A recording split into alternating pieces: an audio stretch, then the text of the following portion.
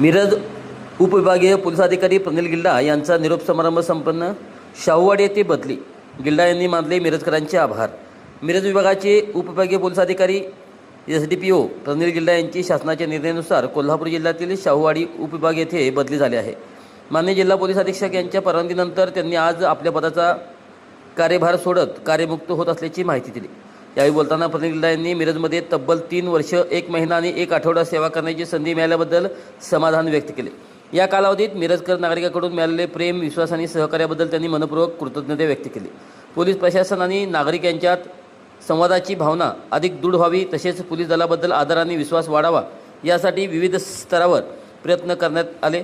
या प्रयत्नांना नागरिकांनी उत्स्फूर्त प्रतिसाद दिला, याचा विशेष आनंद असल्याचे त्यांनी सांगितले. आपल्या कार्यकाळात सर्व प्रभारी अधिकारी, दुय्यम अधिकारी, अंमलदार, पोलीस कर्मचारी, पत्रकार बांधव तसेच नागरिक यांचे मोलाचे सहकार्य लाभल्याचे नमूद करत त्यांनी सर्वांचे आभार मानले.